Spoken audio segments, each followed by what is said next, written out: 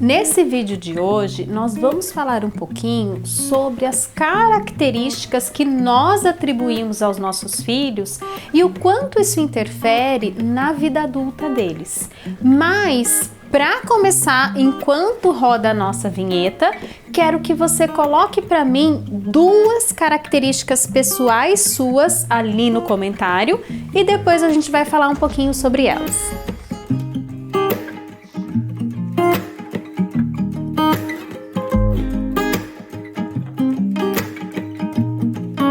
Bom, você deve ter colocado aqui para mim nos nossos comentários que você é perfeccionista, mandona, teimosa, boazinha.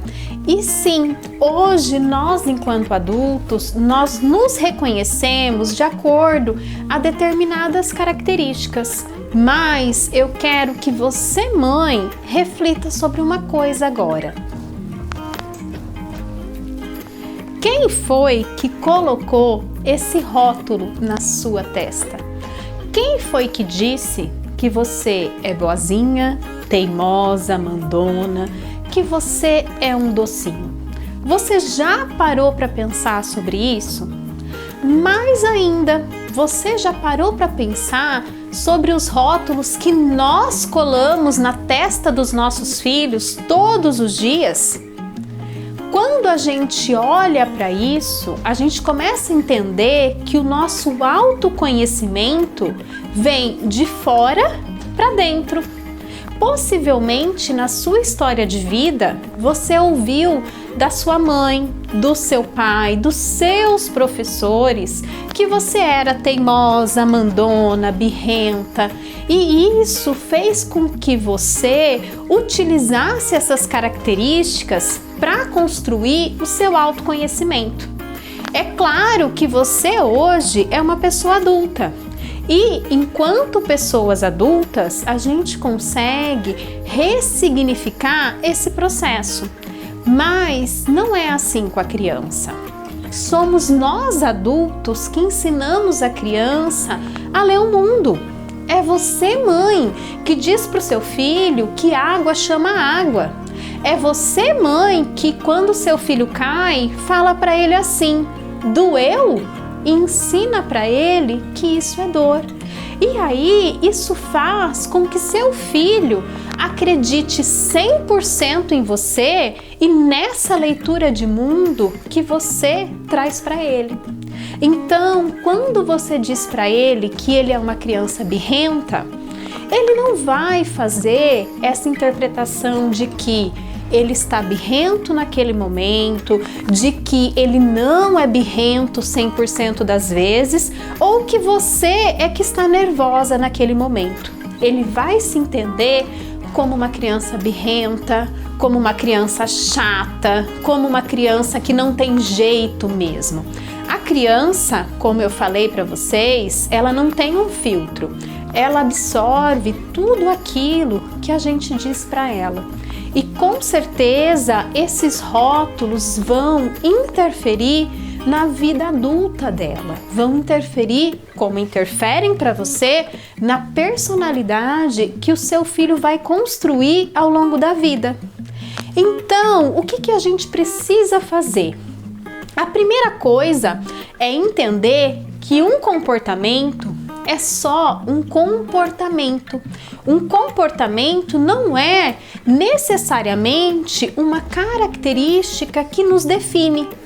Seu filho pode estar fazendo birra, mas isso não significa que ele necessariamente seja uma criança birrenta.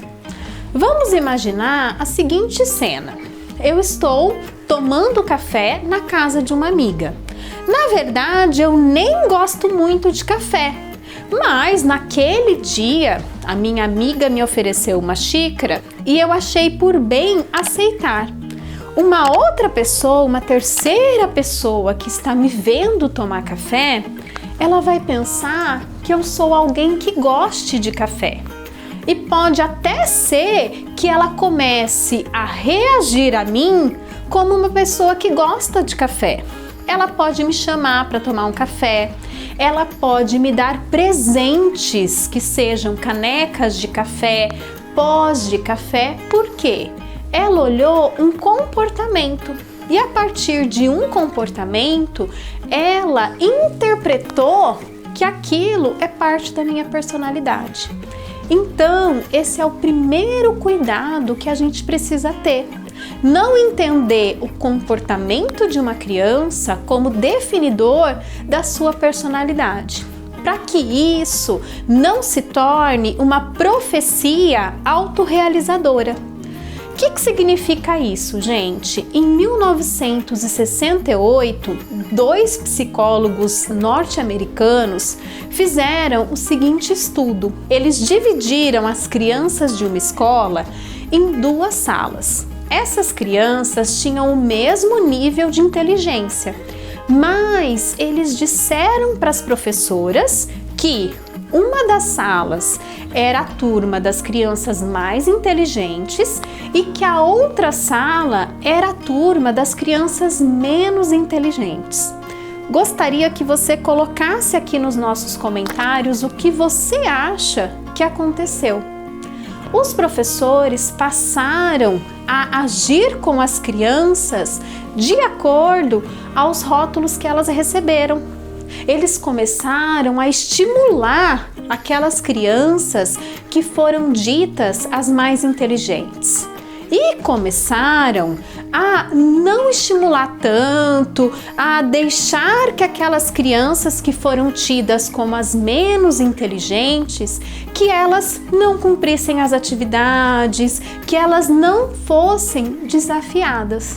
Com isso, gente, essa profecia se realizou. Ao final do ano, mesmo as crianças tendo o mesmo nível de inteligência, aquelas que foram consideradas mais inteligentes tinham melhores notas e aquelas que foram consideradas menos inteligentes tinham piores notas. E é isso que acontece quando a gente dá rótulos aos nossos filhos. A gente passa a agir com eles não com a pessoa deles, mas a partir daquele rótulo. A partir daquele rótulo de birrento, de teimoso, ou mesmo do rótulo de bonzinho, de educado. Porque não são só os rótulos negativos que trazem consequências prejudiciais ao desenvolvimento. Os rótulos positivos também. Quando a gente diz que uma criança é boazinha, por exemplo, e reforça esse padrão nessa criança, a criança vai se tornando perfeccionista. A criança vai entendendo que ela não pode errar, que ela tem que corresponder a esse rótulo de boazinha para se sentir amada. E, como eu já falei, quando a gente coloca um rótulo negativo, pior ainda, né? Porque aí essa criança vai deixando de tentar. Se ela é teimosa mesmo, ela vai continuar sendo teimosa. Ela vai deixando de aprender a se comportar de uma outra maneira. E até mesmo na vida adulta, ela pode usar esse rótulo para justificar comportamentos dela e a não mudança desses comportamentos. Do tipo, mas eu sou desorganizada mesmo desde criança. Ela vai aceitando esse rótulo e não vai buscando a mudança de alguns padrões. Mas então, o que fazer para que a gente não rotule os nossos filhos? Primeiro, como eu disse para vocês, entender que um comportamento é só um comportamento. Então, ao invés de você dizer para o seu filho que ele é um birrento, descreva o que ele está fazendo. Diga para ele que você não está gostando daquela birra. Acolha o sentimento dele, explique, mas busque não rotular. Além disso, pergunte para o seu filho os reais motivos do comportamento dele.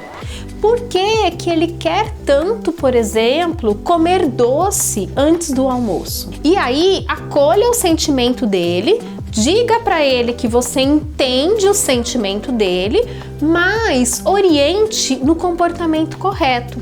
Olha, filho, um doce você não pode comer, mas se você quiser comer uma banana enquanto espera o almoço, você pode comer essa banana. É muito melhor você agir dessa forma do que dizer, por exemplo, para de teimar, você é um teimoso. Com certeza isso contribui muito mais para o desenvolvimento do seu filho. Além disso, faça perguntas. Ao invés de dizer para o seu filho que ele é desorganizado ou bagunceiro, entre no quarto dele e pergunte o que precisa ser arrumado. Aqui você não está, de novo, colocando um rótulo na testa dele, mas você está orientando para o comportamento correto. Então, gente, sempre desta forma, acolha, faça perguntas e oriente o comportamento. Com certeza você vai contribuir muito mais para a autoestima do seu filho e para um desenvolvimento emocional muito mais saudável na vida adulta. Espero que você tenha gostado desses vídeos. Quero também que você coloque essas dicas em prática aí no seu dia a dia. Dê um like nesse vídeo aqui para que mais famílias possam também fazer essas descobertas e se inscreva no canal porque toda semana temos conteúdos novos para você.